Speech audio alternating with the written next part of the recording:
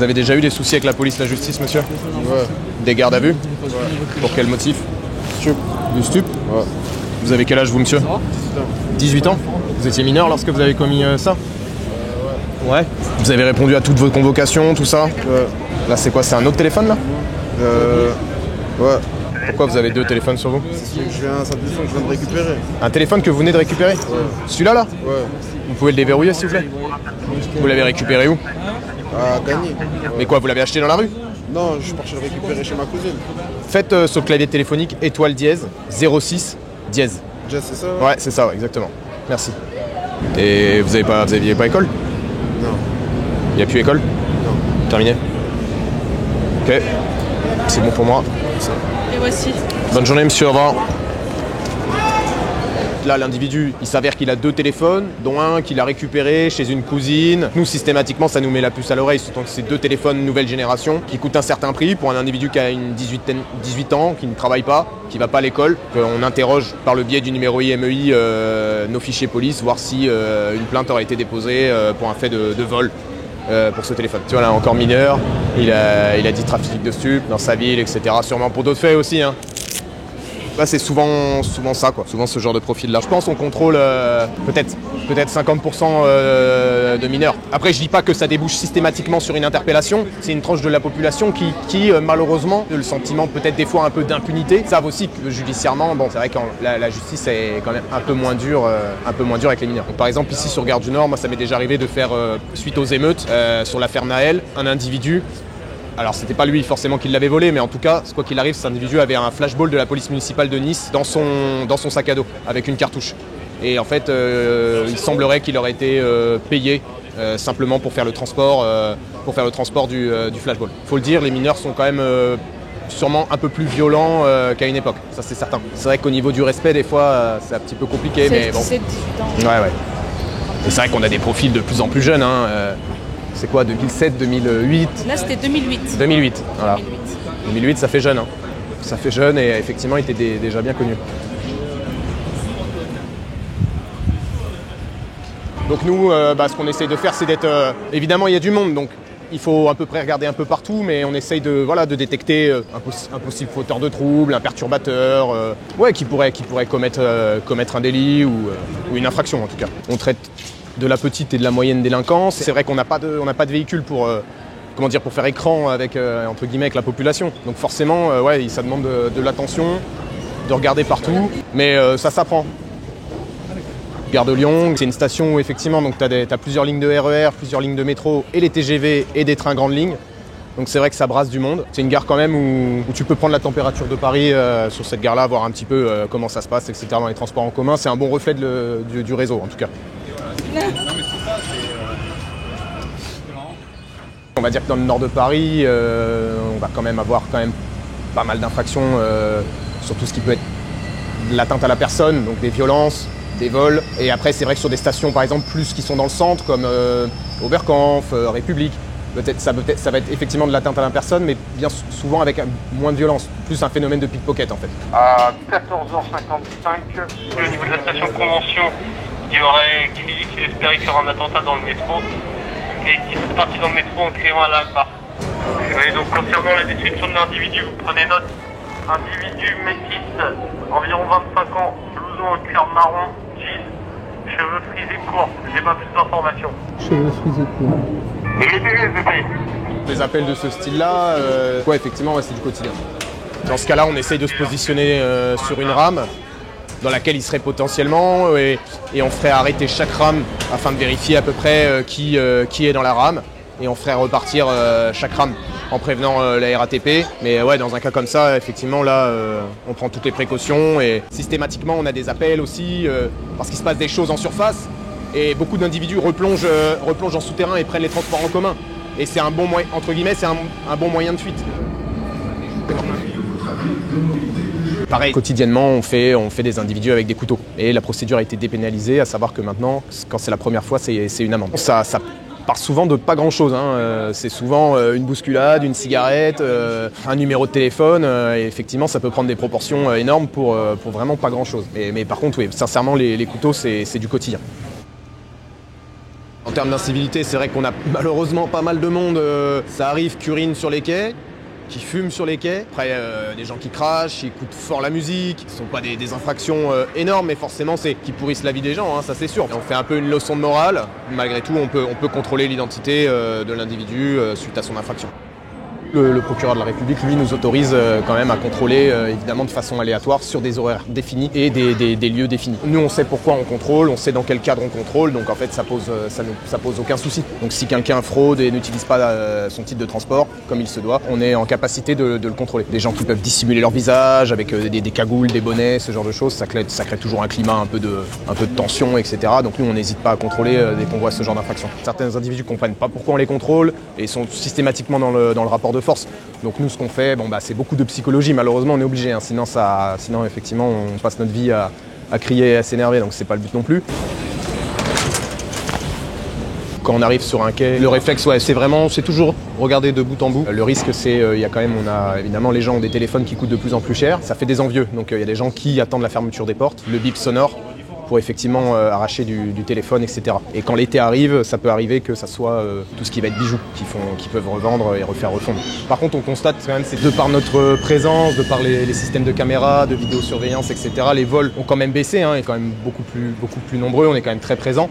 Par contre, on constate quand même ces derniers temps un peu plus de livreurs de matières stupéfiantes qui, eux, empruntent les transports en commun. Voler un téléphone, ça demande quand même plus de préparation. Alors, il n'y a pas de point de deal dans les transports en commun, mais on note très sérieusement une augmentation conséquente, hein, ça c'est sûr. Ce sont souvent des jeunes individus, soit des mineurs, soit des jeunes majeurs. On a toujours un peu les mêmes excuses, on comprend rapidement que c'est de l'argent facile. Hein. Cocaïne, après tout ce qui est un peu plus festif, type ecstasy, kétamine, on s'arrête plus simplement à la résine de cannabis ou à l'herbe de cannabis. Ouais.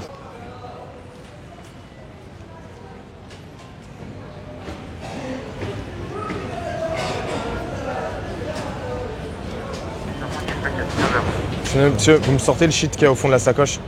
Ah. Sortez-moi le shit qu'il y a au fond de la sacoche. Ouais. Le Z-là. Sortez-le-moi. Ouais. Sors.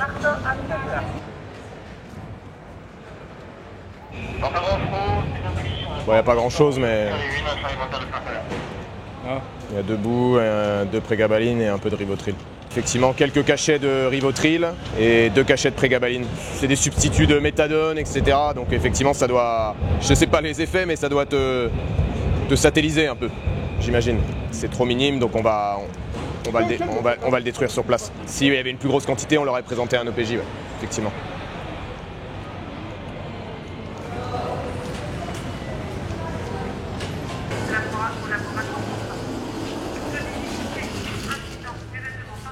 Ici, à Barbès, une petite altercation, ça peut prendre des proportions énormes. Au mieux des coups de poing et des coups de pied, et au pire, effectivement, des couteaux, etc. Là, c'est tous les Afghans et tous les paquets.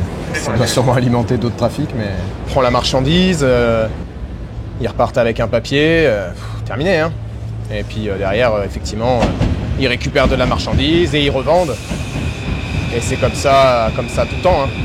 Et ça arrive que des fois elles s'affrontent entre elles. Ouais, ce sont 2 communautés différentes et du coup elles ont tendance à s'affronter. Tout ce qui est donc, du Maghreb effectivement et la communauté afghane, ils se partagent un peu le terrain et de la vente de cigarettes. Et donc du coup les relations des fois elles sont un peu compliquées. En station on peut constater qu'il y avait des agents de sécurité privés qui eux restent implantés dans la station toute la journée pour éviter que des individus stagnent trop en station et dérangent les usagers des transports en commun.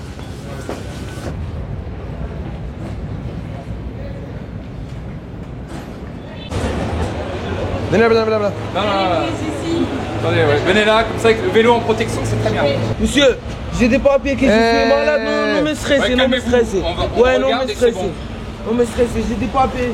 Mes papiers sont... Arrête de stresser. 0 garde à vue. Je t'ai jamais à garde à vue. Ça, les papiers que je suis pas bien dans la tête, c'est même mon médicament.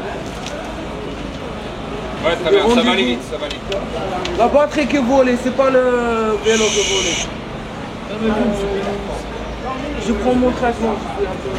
J'ai ce vélo depuis 1 semaine. Ouais, on va voir. J'ai un pari. On va voir. C'est qui l'a acheté? Ma famille. Oui, bonjour, c'est la BRF, la Brigade des réseaux franciliens. Bon, est-ce que vous avez déposé plainte pour un vol de vélo? C'était un Riverside noir. Mais on peut le ramener et puis après on verra. Ah ouais, hein. Mais de toute façon, on va le faire. Il va falloir que tu viennes avec nous. On va aller au commissariat et on va voir pour le vélo. Alors je t'explique, tu as deux solutions. Soit ça se passe mal, mais là ça a l'air d'aller, tu vois. Soit ça se passe mal et je te mets les menottes. Donc l'obligé il sera obligé de te mettre en garde à vue. Soit ça se passe tranquille. Écoute. Soit ça se passe. Je sais pas, ça c'est pas moi qui décide. Soit ça se passe bien et je te menotte pas. On fait quoi? Ça se passe bien et je te menotte pas. Il n'y a rien ici. Mais ouais, mais le vélo, c'est pas bon. Voilà, c'est mon vélo. C'est bon. On va regarder, l'OPJ va regarder et on verra ça après. Je vais avec toi à garde à vue, comme tu veux. Laisse-moi fumer une cigarette. Non, je peux pas. Bon, Je peux pas. laisse-moi fumer une cigarette. Non, je peux pas. Pas possible. Tu racontes ton histoire à l'OPJ, c'est lui qui décidera. Ok? Ouais, C'est bon pour toi? tranquille. Trop tranquille. Mais laisse-moi fumer une cigarette. Non, ça c'est non. Tourne-toi.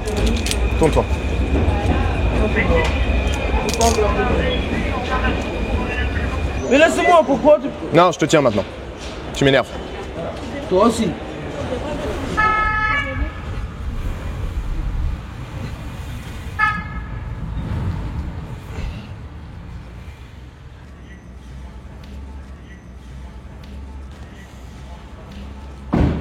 On était sur la station Barbès et on a vu que c'était un vélo électrique et en fait la batterie n'était pas présente sur le vélo. Donc ça a un peu attiré notre attention et en plus bon, dans les transports en commun normalement on n'est pas censé avoir un vélo. Donc on a procédé au contrôle de l'individu, ce dernier n'avait rien à se reprocher sur lui, mais par contre en interrogeant les fichiers police on s'est rendu compte que le vélo lui était volé. Donc on a essayé de contacter les différents propriétaires sans trop que ça marche, mais quoi qu'il arrive, là, il y avait un délit qui était constaté, hein, puisque en fait le vélo avait été inscrit au fichier des objets volés. Donc ouais, on a ramené l'individu ainsi que le vélo au niveau de notre pôle judiciaire, donc à Paris 18e.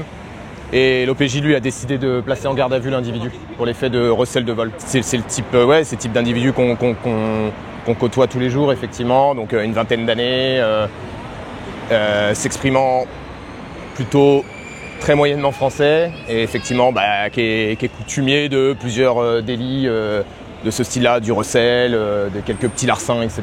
On a dû le menotter. Au début, je lui ai laissé le choix, mais on a rapidement, en fait, je sentais que l'individu commençait à s'énerver. Il a d'ailleurs essayé de se taper la tête contre les vitres du métro. Dès que l'individu est un peu trop virulent, un peu trop énervé, qui peut se faire du mal à lui-même, on prend la décision de menotter immédiatement. La difficulté sur Barbès, ça va être quand même que c'est une station où il y a quand même pas mal de monde qui stagne. Les caméras peuvent peut-être les gêner un petit peu, puisqu'il y a quand même un trafic qui est quand même implanté, trafic de cigarettes qui est implanté sur la station. Sur ce genre d'intervention, il faut essayer d'aller assez vite, essayer de prendre l'individu et de se diriger assez rapidement sur le commissariat. En quelques secondes, ouais, rapidement, vous avez une cinquantaine de personnes qui peuvent être présentes. Alors bien souvent, ça se passe quand même relativement bien. Mais des fois, il suffit de pas grand-chose pour que ça dégénère.